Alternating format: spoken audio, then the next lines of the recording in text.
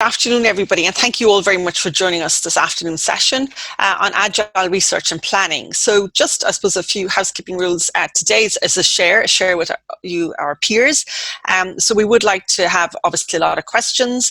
The format is we will all share informally the stories around what is Agile Planning and Research, supported by two very great cases.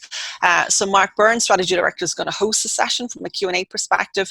Mary Shen's going to talk to it from a process at MCCP. And Deirdre Waters, our client who's head of communications at the Department of Health, which obviously it's a very real case study and live as we speak, will share her experience in working with us in an agile planning and research perspective, as well as Alison McMahon, who's head of innovation at Heineken Ireland. So two brilliant stories from two brilliant clients today who are very open and willing to share this. So thank you both very much. And I think this will be a very rich learning session and an engaging session for everyone. So I suppose to start with, we're all very familiar with the context.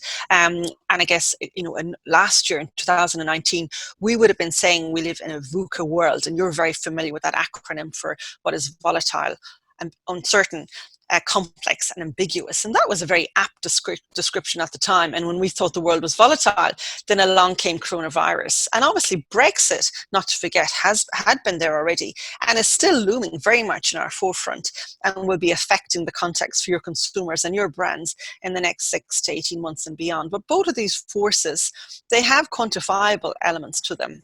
And we're now better in terms of that knowledge. And listening to the news last night, we know obviously that the GDP impact is less than expected, which is good news. But that said, there's a lot of people unemployed, sentiment is at a certain level. So both of those will have enduring impacts on your plans and brands for at least the next year, but probably beyond. So we would reference the context that we're now living on, which is very apt for all of this, is that it's turbulent. So what was volatile has become more so. It's turbulent in terms of the force of change and the speed of change. And if you look at certain industries this year, they've had to digitize very fast. They've had to navigate around it to really work with COVID. And now we're living with COVID. Uncertainty has continued because we can't quantify the impacts of it on all products and services. Novel, because these are new forces. And we believe that new forces will continue to enter the environment in the next number of years. And we, as marketers and researchers and planners, we need to be able to live with them and plan around them. And then ambiguous will still remain. So that is the context that we believe Agile is really relevant for. And obviously, Agile is not new itself. It's been used in the technology industry for quite some time. So we've embraced aspects of it to respond to the briefs posed by Alison and Deirdre when working with them in the recent times. And if you cast your mind's eye, and qualitative research and actually research itself in this model has been operating fairly unperturbed since the 1960s, where, getting close to a consumer, going into a room, sitting behind a glass box somewhere off Grafton Street or in a hotel around the country, and you talk to the researcher afterwards, and maybe 4 weeks to 6 weeks later, you sat through maybe a 2-hour debrief, and then you went back to your teams and you decided what to do about it. Rock on to 2020, we can't afford, one, to wait that far, and obviously we got to act quicker. So a number of those dimensions have changed. And that's why at MCCP, we have honed our process to borrow from Agile to respond to briefs in a way that really is impactful and hopefully you can see today very relevant. So it's less linear. So waiting for 6 weeks, and it's not about time and pace, although some of it is, as we'll talk to Deirdre. We have discovery first. We might develop insights or hypotheses, go back in to listen to consumers, come back out, work with the teams to develop propositions, go back in to check them, and come back out again and iterate and check them. So you may have 2 iterations across that 6-week period, whereas before you'd have stopped and started. So you'd have lost 6 weeks before you might start any of that iteration. So it's a lot heavier on iteration, and it's really moving in sync with consumers. And that 6 weeks could be 6 weeks in one client's case, but it could be 6 months in another client case. And we'll show both sides of that today. So it's very much planning and research, working with your teams in a very iterative fashion and sequential fashion, which means we need a lot of flexibility, a very open mindset, because projects might pivot in any direction at any point in time, and very immersive. So I suppose, what does it mean in terms of a process, in terms of how we work?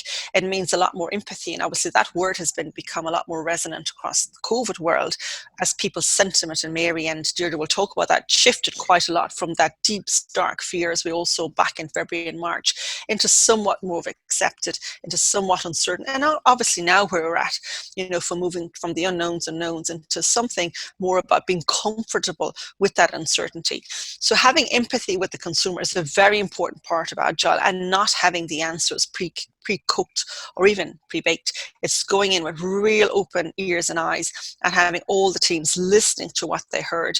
And there are no experts. It's about being able to listen and co-create those insights with the consumer, who is very savvy today. The second important attribute of it, I suppose, is the define stage. So again, no hypothesis. We take those insights and we go on into define really clear, sharper questions and deepen our understanding of consumers. And that might mean going back in the second time. So remember, I talked about doing 6 groups, maybe over 6 weeks. This might be having 3 sprints of 2 groups. So it's not more in quantity, but it's deeper and richer. And then maybe 2-hour sessions or 1.5-hour sprints of 2.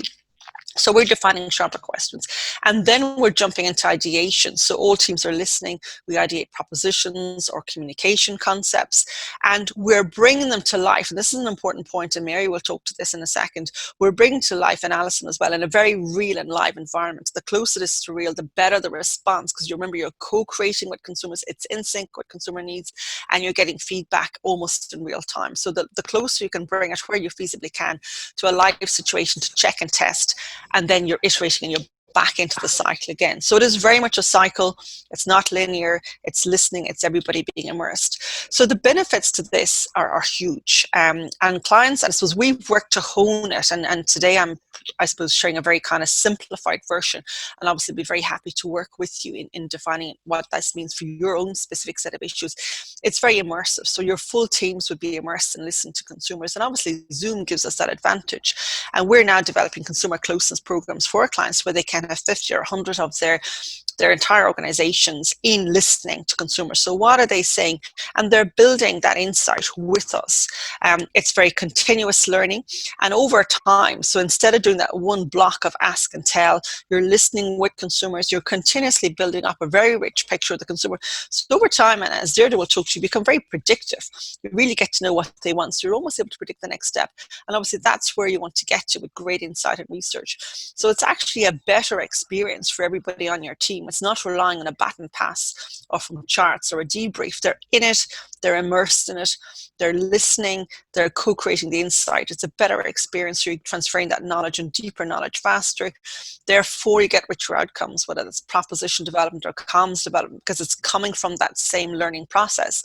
And because you're iterating and testing it more often in sequence, you're getting more proposition leaps.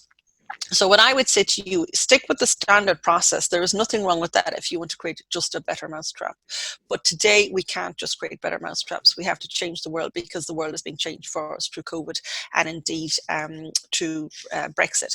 So I'm going to pass over now to Mark, who's going to introduce Deirdre and Mary to make this really real for us, to the Department of Health work that we did in the first phase of coronavirus. Apologies. My PowerPoint is its own mind. Thank you. Okay, so thank you, Kay. So gremlins aside, it's great to be talking to you all this afternoon. So the first case study that we're going to go through, and I think you'll agree, this is turning into a kind of a case study or a model in government communications of best practice, but it is an ongoing piece. So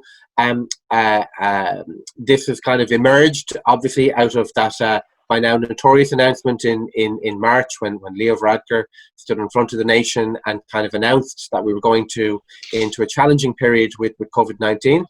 So to introduce first Mary Shen, my colleague, Insight and Research Director for many years at MCCP, and has been working across categories, many categories and types of work, from innovation through to communications, brand strategy and so on. And then next is Deirdre Waters. So Deirdre is a graduate of UCD and Kingston University, where she would have received her grounding in marketing strategy, international marketing and marketing communications.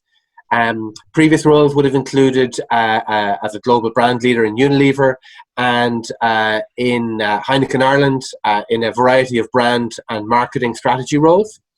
And then previous to Deirdre's current position as head of comms in the Department of Health, Deirdre would have worked as Director of Marketing and Communications in Maynooth University. So to spare everybody's blushes and so on, we're going to move on to the case study, and we're just going to ask both Deirdre and Mary just to talk through the process that we would have gone through in terms of agility in research and communications, specifically with regard to COVID-19. So over to you, Deirdre. Thank you very much. Thanks, Mark. Thanks, Kay. And hi, everybody. Delighted to be here today talking to you, and especially delighted to be working with Alison, a former colleague of mine when I worked in Heineken. So it's lovely to be sharing a platform with you again, Alison. How are you? So I suppose I guess I want to talk to you about the work that we've been doing in MCCP, and I suppose just to say, Mark kindly gave a whistle stop through of how I got here, but my formative career, I started off working in Unilever, and when I started in Heineken was market research. That's where my founding is, and so I'm a passionate believer in consumer insight, in talking to consumers and understanding where they're at, what they're thinking and feeling, and then doing your brand marketing communication strategy, depending on that insight. And I guess, so I'm in the department just over 2 years now, and when I first arrived, started working with MCCP to do like a classic comms, what's our proposition, etc., that we have for the department. A huge insight that the department was perceived as being pale, male and stale, that the public as a whole had no understanding of who the department was, what our work was. We went off together with MCCP, did this journey, came up with our communication strategy, and two big elements that came out of it was, number one, build the reputation of the department so that people trust us when we speak, and number two, build the reputation or build the voice of the chief medical officer so that when the chief medical officers speak, people listen and adhere to what they say. And we literally just signed off that our comm strategy on, I think it was the 13th of January.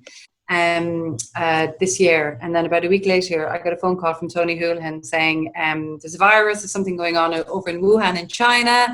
I'm setting up a NEFIT. I think comms will play a huge role in it. I'd like you to come to a meeting, please. And that was our very first NEFIT. There's a group of about 8 or 10 of us from the department sitting together, kind of thinking, what's the job? What do we have to do?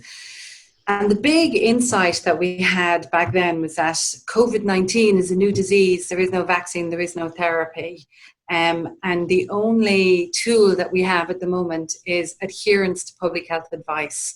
That's the key thing that we have to get people to do, is understand, I suppose, what the virus is, how it works, how it propagates, and then the central role that citizens have in protecting themselves against the virus.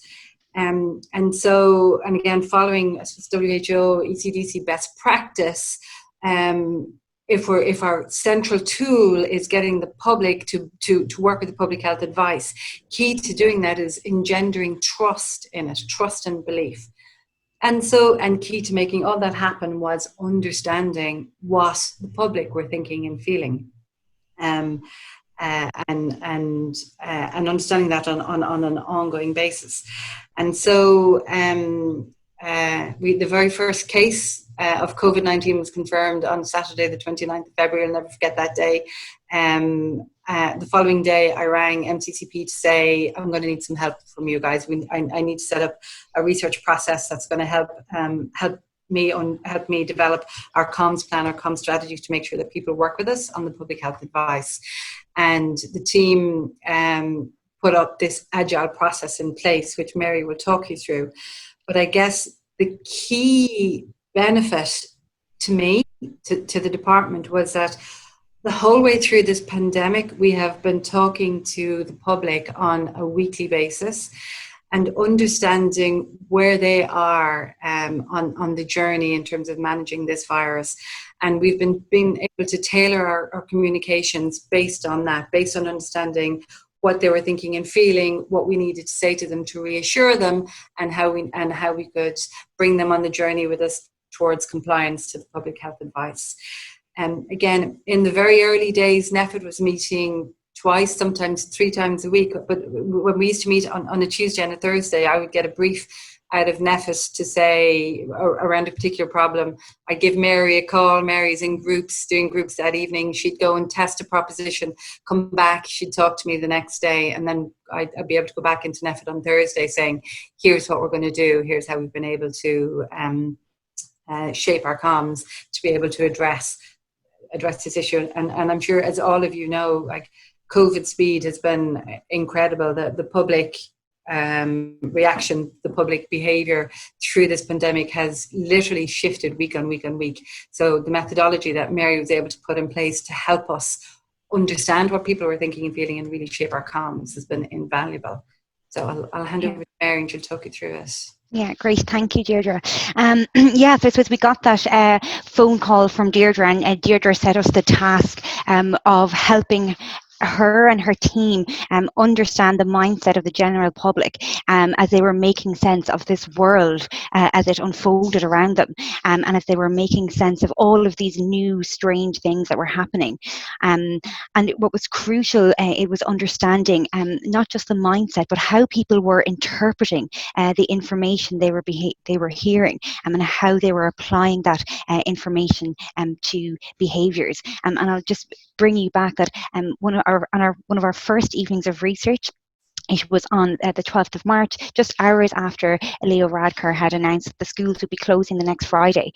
So we went onto Zoom groups that evening with people and listened as they tried to make sense of what was happening around them. And back at that point, people had questions around, will hand washing really work? What is this social distancing? What does it mean? What does 2 meters look like? I'm really not sure how to implement that. So there was so much we had to dissect, so much we had to pull apart to really understand how people were interpreting this new world around them and interpreting new information. And as Deirdre has outlined, there was obviously pace required in this work. Deirdre was receiving questions and briefs from NEFID, and they needed response. They needed to understand where the general public were at, what the general public understood by certain information and events. But it wasn't just about pace. Yes, we were in groups every week, and we were responding to Deirdre and getting that insight to Deirdre and her team as quickly as we could. But it was more than just about pace. It was really about deeply listening to people and pulling apart and deconstructing what they were saying to really understand the implication for that. And it was pulling apart their emotions and translating what that really meant for behaviours. And we were able to do this because internally we put structures around how we worked beyond the pace. So we put discovery teams in place so that I was moderating the groups and my colleagues were listening, dissecting, so that we could go back to Deirdre, not just about, well, this is what people said, with a real deconstructed understanding and I suppose insights that were applicable for Deirdre quite quickly. And I suppose just to bring through the very raw emotion and to bring us back to those early weeks of the pandemic and the circumstances in which we were researching in. And Deirdre spoke about how things were changing every week, and they absolutely were. We were constantly having to probe new terms, new concepts. Like words like PPE became part of kind of our daily vernacular, and what did all of that mean? So we were with people along their full journey from when there was panic buying and empty shelves to when they were living within 5 kilometres of their home and 20 kilometres of their home, to when, you know, grandparents weren't allowed to embrace their children. So it was a very emotive piece of work to be involved in, and it was about detangling all of that emotion to see, well, what did it mean for where the general public were at on their journey with COVID-19, and where they were at on their journey with the Department of Health and Public Health Communications. And I'll just, I suppose one of the key pieces that revealed itself in our research is the two realms of fear that people were operating in. And there was the fear of the virus itself, and the damage that that could cause if it got into somebody's home. And then there was the fear of the world that the virus had created. And if you remember, the empty streets and the eeriness and the surrealness of our public spaces at those initial few weeks of the coronavirus. So detangling at that complex web was a core part in really deeply listening. We also had to really look at the public health communication messaging, those yellow posters that are kind of part of our day-to-day world now, but we really pulled those apart with consumers to understand what key messages they were taking from them, what the colours meant, what the shapes, what the symbols meant, really pulling it apart. We identified that really crucial role that flattening the curve, that if you remember that poster that the NEFIT team used to have on the screens behind them in those initial weeks as well, and that the collective role that piece of flattening the curve really gave to the nation, that purpose and unity. And we also we were looking and exploring how the general public might react to this concept of a COVID tracker app. And we identified the mindsets that existed out there, the three mindsets that existed in relation to the app, and what the communication job to be done was to overcome any barriers within these mindsets. And I suppose when we look at the job that communications has done in relation to public health and where people are at now in relation to the virus, what the public health messaging has done and what we identified is that it enabled people to really take control. It enabled them to take control of the virus and flatten the curve, but it also enabled people to take control of their fears because they knew the right behaviours to put in place around the virus. I want to hand back to Mark for questions. Okay, so that's absolutely fascinating. Thank you both Deirdre and Mary for giving us a kind of a brief overview of I think what you're sure to agree is kind of a fascinating case study, still ongoing, still a lot of work ongoing at the moment, still a lot more to do. I think as an observation in terms of kind of changing public behaviour, if you had said to anybody in Ireland in kind of January and February that, you know, you could persuade Irish people to kind of wear masks, socially distance, stay at home, for want of a better word, you know, don't be acting the maggot, wash your hands, I think you would have said you were kind of mad to try and do that. But just as an observation, I was in Duns at the weekend. Everybody was wearing masks, doing what needed to be done, and following that kind of really clear advice built on insight, and communicated really clearly through various spokespeople, Tony O'Holohan, Ronan Glynn and so on in the Department of Health and other people in the wider governmental and healthcare sector. So I just encourage anybody watching this just to kind of send up some questions via the chat or the Q&A function that they have on their screen. I have one question which has just come in, and it's for you, Deirdre. So you talked earlier about kind of trying to understand at a deep level, you know, where people are at and what they're thinking and feeling. And it's not just about asking a simple question and getting an answer back.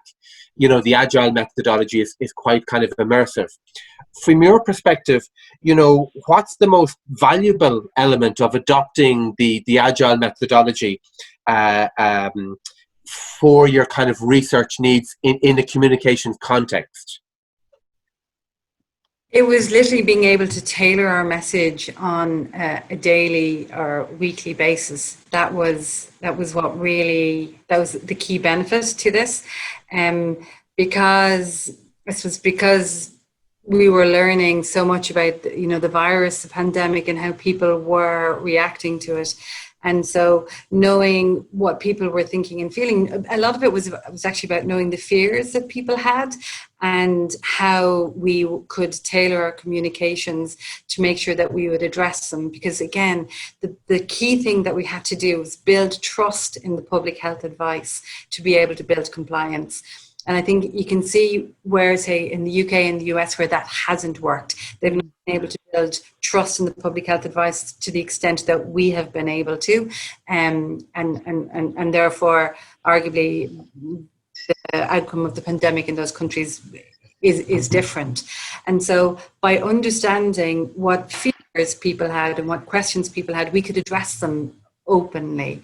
And I guess one of the big kind of insights we had from the research or the feedback that Mary was giving us was that when people in the early days were watching the news and they were seeing stories from Italy of patients being treated in car parks, of medics in tears because they had to decide who they were going to ventilate. But then here in Ireland, they're seeing our press conferences, our daily press conferences, calm, consistent communication, and our COVID yellow comms, which was literally giving people the facts, the tools, how to prevent, that people felt a lot more in control and felt therefore more empowered and more likely to work with the public health advice. So that was a huge insight to us, was that by giving people the public health advice, we were empowering them, giving them the tools to help them deal with their fears and help them work with us in terms of the pandemic. And I think most people in Ireland are really, really proud of the way we have managed the pandemic so far. The solidarity, the buy-in, like the public have been amazing in terms of how we have reacted to the pandemic, how we have been staying within our 2K, within our 5K, how we are wearing our masks. And so that the agile research, literally we're getting insights back day on day, week on week, to help us tailor our comms to making sure that we still have got that trust and we have that buy-in to the public health advice. So important. Yeah. Okay. The next question that's come in is more for Mary, actually. So what did you find, Mary, was the most valuable element from your perspective as Research and Insight Director? What was the most valuable element for the research learning process by adopting Agile?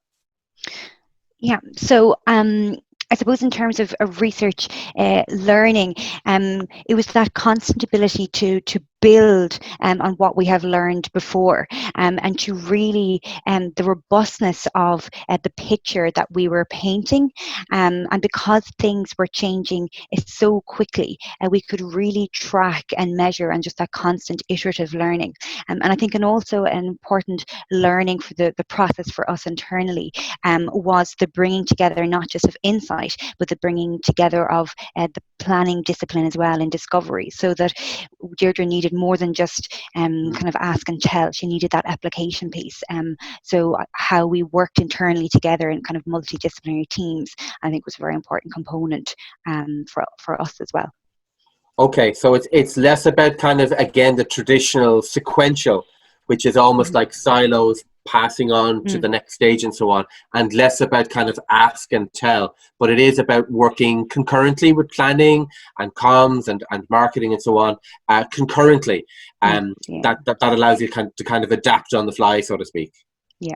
The concurrent nature of it all had to be happening together. There was no time for things to be happening differently, but yeah, really, really important for that, bringing it all together. Brilliant. Thank you both, Deirdre and Mary. We'll move on to the next case study.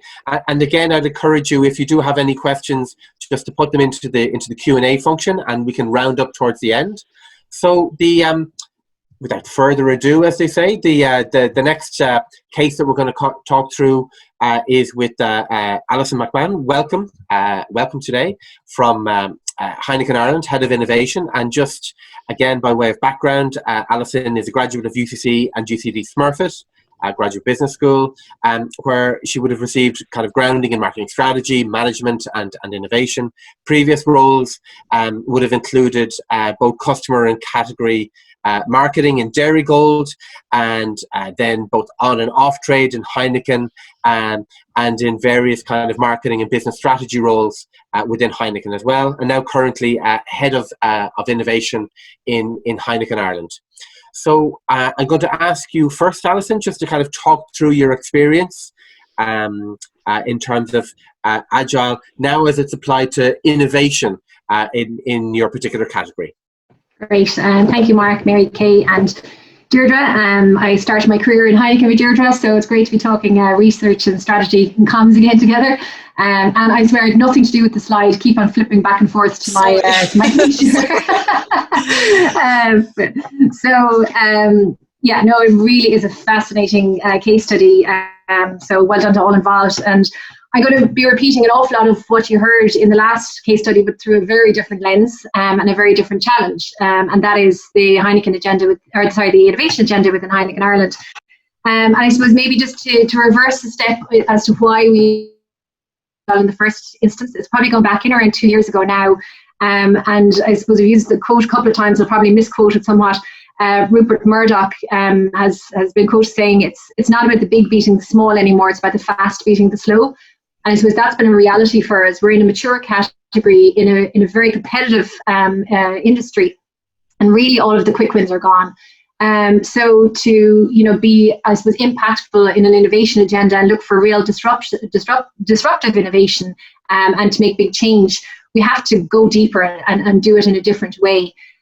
So we recognise that we need to be able to move faster because the world is changing so swiftly around us, and our consumer and customer sentiment is changing so quickly. Traditional methods of I suppose identifying needs and then in a linear fashion working through the process to deliver on them just wasn't going to work for us anymore. So I suppose if we cut to the chase, here we are maybe a year and a half, 2 years later. Would we go back and do things as we had done them before? I think from an innovation perspective, and certainly when it comes to big bet innovation, definitely no. There is no going back. The way we have, I suppose, started to work is definitely has delivered significant results in allowing us to be able to get so much closer to our consumer target. I suppose, how have we done that? So the words been used already about it being immersive, co-created, collaborative, and I couldn't repeat those words often enough to emphasize that is really at the heart of it. So first off, I suppose in terms of being immersive, we spent a lot of time with our agency partners, MCCP, a lot of time talking to consumers, engaging with them. We started out with on one particular journey and one particular area that we had a hunch on that there could be an opportunity. Our hunch was there was an opportunity, but we didn't know how we were going to get at it. So we spent a lot of time talking to our consumers in small friendship groups, so 2 and 3 guys together, or different consumer targets, talking to them about their lives, understanding their kind of life journey before we started to delve into category and brand, as would typically maybe have been the case in the past. So it allows us to build up a really strong understanding of who our potential consumers are and what they are looking for in life, and eventually, ultimately, laddering that through to how we might be able to respond to their needs through our category. So really deep consumer understanding and insight generation through a very iterative process was kind of a fundamental starting point for us. And the speed that was referenced earlier certainly applied as well. We were really collaborating together with MCCP, sitting around a table with our consumer targets, listening to what they had to say, and then through Kay and Mary's support, decoding practically happening instantaneously, certainly a regroup the next day, and on occasion, if we had maybe 2 or 3 different sessions planned in an on-trade environment within one particular night, changing, straight away saying, actually, what we just learned there, let's hone in on that the next session and find out more. So really being able to flex our needs as we were absorbing and learning was a huge part of the process. We then, I suppose, evolved from doing, I suppose, those kind of friendship groups through to developing concepts and brands we felt had merit to bring to consumers. And rather than, I suppose, as would have been in the past, doing maybe then very detailed quantitative research to validate the propositions, instead we were doing, I suppose, lighter, more frequent check-ins with our consumers to really understand what they liked and disliked about what we were proposing to do. And doing lots of mini launches as opposed to large scale launches, with a view to, I suppose, mitigating risk as well. Prepping something and bringing it to market only to discover you're just a little bit too late. Instead, doing lots of mini launches to iterate, learn, adapt. Some things didn't make the cut, Some things have been revamped entirely, and some then were continued in the guise that we had launched them in a smaller fashion. So again, we utilize lots of different methodologies. I think one of my colleagues on the call right now, Natalie, even this morning, we were talking about another issue that's just arisen that we want to figure out how we're going to address, and how do we talk to our consumers in a different way. I suppose, yeah, I say very collaborative with our consumers as well. Actually, that was another thing. We're very open with our consumers to say, this is not perfect. We really want you to help us make this better. And they very much embraced that and enjoyed that too. Their entrepreneurial spirits were lifted and engaged through the process as well. So it's collaborative with consumers, with our agency, so our research and strategy partners through MCCP, very much at pace, and never being too wedded to a methodology, being really open to changing and adapting our needs as we learned and as we evolved through the process. And I suppose bringing that then kind of through to current day, obviously we're all very aware that pubs in Dublin and Donegal, different places are closed, open in other parts of the country. So access to our consumer base is not all about the pub side of the business, but access to our consumer base has changed as well. So we have more recently moved to Zoom as well, as we are right now, as a methodology to talk to consumers, and I've been really surprised at how it's possible to engage with consumers when we had the benefit of being so face-to-face, which is obviously an agile principle, but that has translated as well, which has been a very positive experience in recent times too. So that's kind of a whiz through. Hopefully you've touched on giving you a flavour for what we did. And I think I'm going to hand back to Mary now. Maybe about that. Brilliant. Thanks, Alison. And look, I think it's an interesting case study in that even in a very mature category, if you're willing to kind of listen very deeply to consumers and using the agile methodology, that you can find those kind of innovation spaces by really kind of digging deep and being very immersive with consumers and with your agency partners. So I'm going to ask Mary to give, if you like, the agency perspective on how this actually worked in innovation. Yeah, great. Thanks, Mark, and thanks, Alison. I suppose, we've been on this journey, this agile journey with Alison and her team now for 18 months, kind of 2 years. And I suppose what we've learned and our approach to agile through this, I think what has been so unique is how deep we've really leaned on that first section that Kay talked about in terms of that empathy piece and that defining piece. And I think what's really unique about how Alison's team and how we've worked with the team is that in our research approach, we give ourselves so much permission to listen in different ways, to not be prescriptive with our consumer, to not go in trying to validate a hypothesis. And so much of our time, our upfront time, was spent really deeply listening to consumers for real insight, and that's actually really hard qualitative research to do and listening to do, because there's some comfort sometimes in saying, yep, they liked that, they didn't like that, and these are the reasons why. But we had to go way beyond that and really find, okay, what just really matters to this consumer cohort. So it was about our agility needed to be around how do we get really close to that consumer, and where can we give ourselves the permission to get close, to break some of the rules and what we did, and to get really close to that consumer. And so how we listen to is really important, and that really upfront, really deep listening allowed us that when we did get to the point where we had something potentially to show consumers, that we were getting to quite sharp places quite early. But that co-creation that we brought to the process, we were very much presenting ideas and concepts and different, what about this, what about that? And the co-creation element of the innovation process, I think, that we've worked through with Alison's team has been really unique and really beneficial as well. And some of the outputs have been so co-created with the consumer and so iterated with the consumer. And I suppose what's been rewarding is when we've gone through periods of iteration, and then we're presenting something that might be, or sharing something that might be, a fairly refined version with the consumer, and they just get it, and they're like, oh yeah, that's absolutely it, because we've leaned in so much in that empathy, and when we've leaned in so much in that co-creation, that there is no kind of decoding or explaining, because that target consumer has created this. So I think that the agile process we've put in place has really benefited how we've listened in terms of that consumer closeness.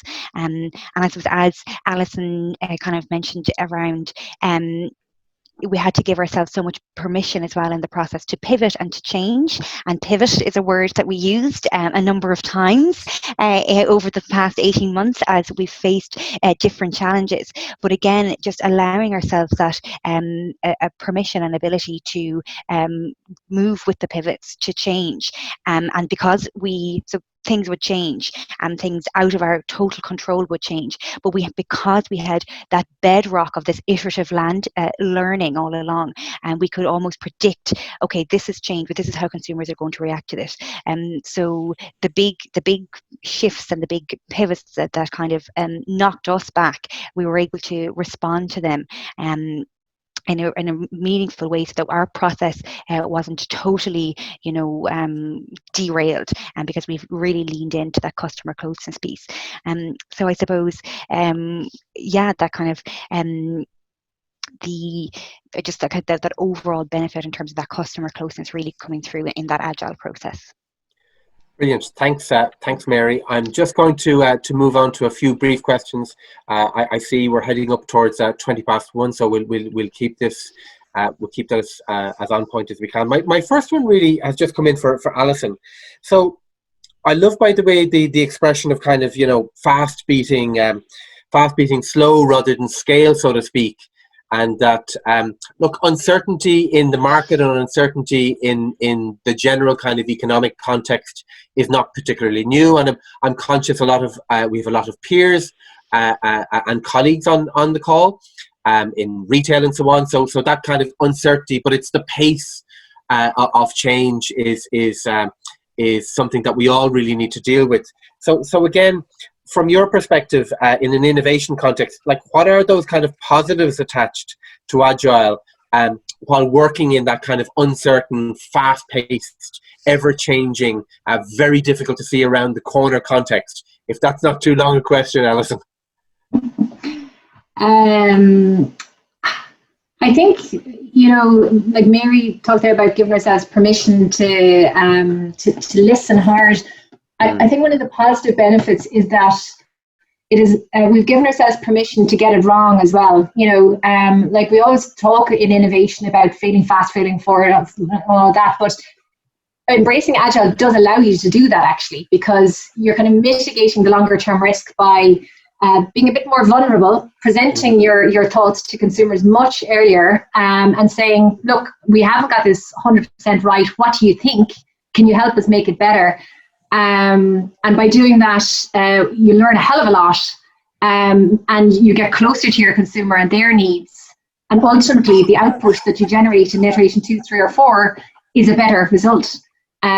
So I think that shift in thinking is very significant. It's easy to say it or read it on a slide, but to actually do it is it's quite empowering, actually, when you embrace it. So that's probably the biggest benefit.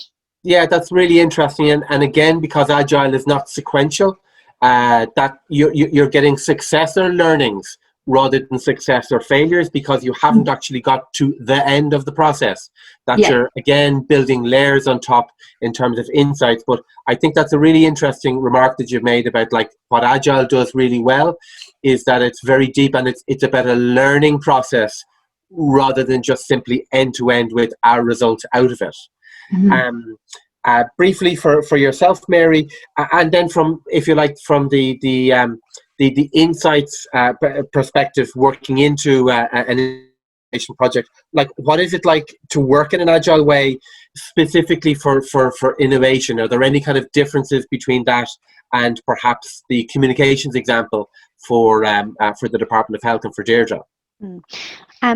Yeah, I suppose in terms of what it's like, so it is a very dynamic, a very immersive, and a very kind of exciting kind of way to work, I think, because it does kind of, it allows us to remove some of the constraints and remove some of those limitations that I think maybe hold us back in pushing ideas. So it's a kind of an exciting, I suppose, way to work. And I suppose it also allows, we often kind of hear people, looking for some kind of magic in terms of proposition development, in terms of insight development, and I suppose working like this, it allows that kind of that building up of, it's not just hearing one nugget of magic, but kind of this building it up to this aha moment of, now we have it, and now we've got it. So I think, yeah, that kind of that building and that learning piece. It's really beneficial to, as someone working, that's an exciting place way of working, and also as a researcher, so that's a constant building and learning around insight. Gotcha.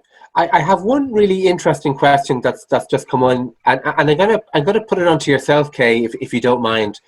So we've been living with this very kind of rapidly changing context, economically, socially, in many ways almost emotionally, for the past number of months. Is there any risk involved in listening to consumers in this period where emotions, will be kind of pivoting between peaks and troughs, and how that affects both consumer brands or government or public health communication? So are there any risks, as you see, in this current context?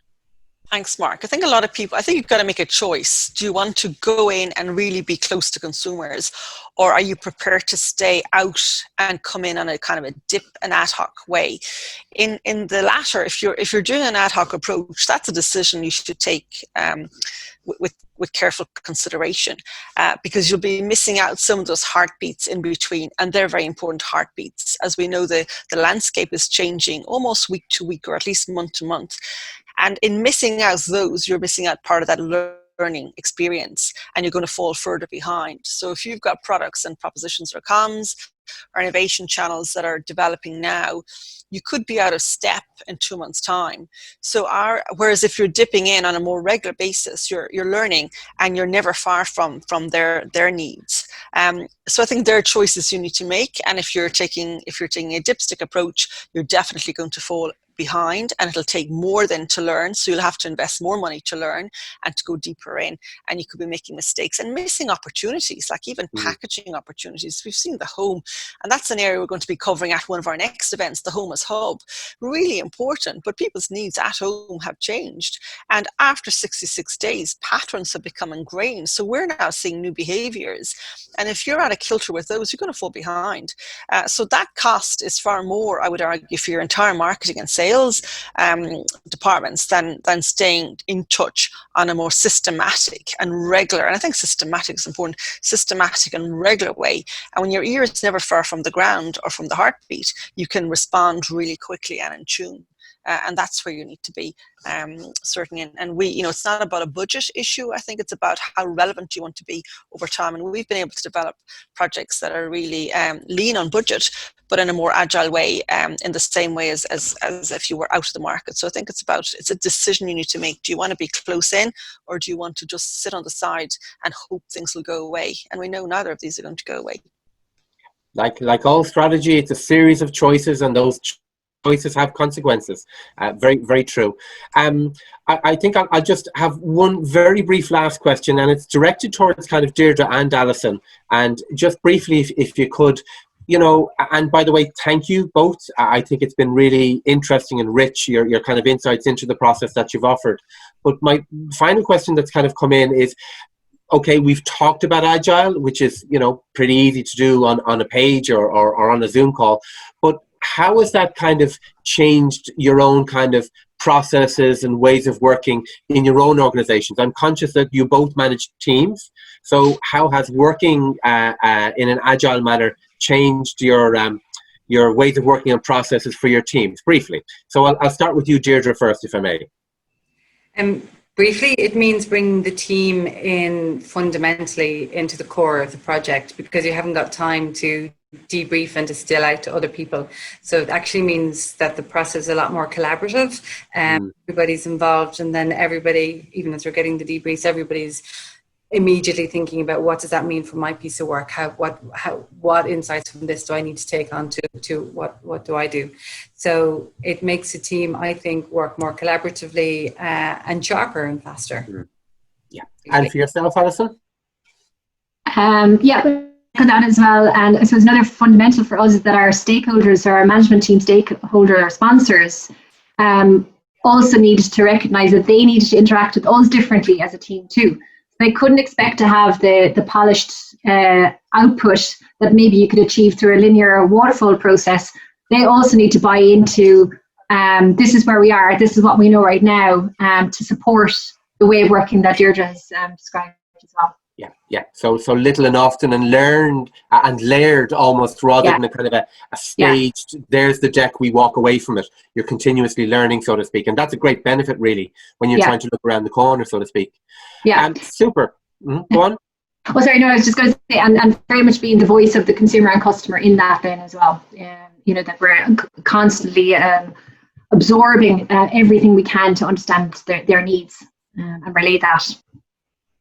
Yeah, I just echo that as well, because even here, like, we live in, especially in COVID, we live in a very, very much a bubble that goes between the departments, the houses of the Oireachtas, and the media, and Joe Duffy, and things get blown up, and people think that, and especially on Twitterland, that this is the most important issue that's going on today. But actually, doing our research, doing our focus groups, we're able to just step back from that and say that's going on in a little bubble, but actually, the general population aren't engaging in that and what they're engaging. So Golfgate is a really good example. If you remember, Golfgate happened the same time that Laois, Offaly and Kildare were being put into level 3. And while a lot of the politicians were all caught up in Golfgate, actually the public were much more bought up into the fact that some counties had gone into higher levels of restrictions, and what would that mean for me and my family, and how am I going to engage with that? So it's a really good temperature check for what is real and what people are really thinking and feeling. Yeah. Where people are at, what they're thinking and feeling, indeed. So Kay, I'll pass over to you just to finish out. And again, thank you both to Deirdre and Alison. I think it's been fascinating. I'm sure you'll agree. Thanks, Mark. And to reiterate, and thanks to everybody listening today, but particular to Deirdre and Alison, who are brilliant clients, but also who've changed the game for us. This is good practice. And now I think from that, we've also learned how to improve those processes and refine them, and really even make them more lean and relevant for many of our clients. So, and for being so generous today in telling your stories. And it's great to have you both on this panel. Thanks to Mary, obviously, for co-creating this as well. And thanks to Mark for hosting it. So in terms of next steps, obviously we're very keen to share this with you today. We have more events coming up across November and December, and my colleague Declan will be coming back to you. I think now is the time. We've had good news from those who are going to talk about the budget. They tell us the GDP hasn't been as impacted as we thought it was due to COVID last night. So that is good news. So there may be some consumer bounce. So now's the time to really get your ear out into your consumers' hearts and heads and find out what they're thinking, so you can co-create solutions, not just for the end of 2020, but for 2021, and get ahead of your competitors. So we'd obviously be delighted to work with you. And if you have any other comments or questions that you'd like us to talk to, Declan will be in touch. So thank you all very much for your time. Thanks a lot.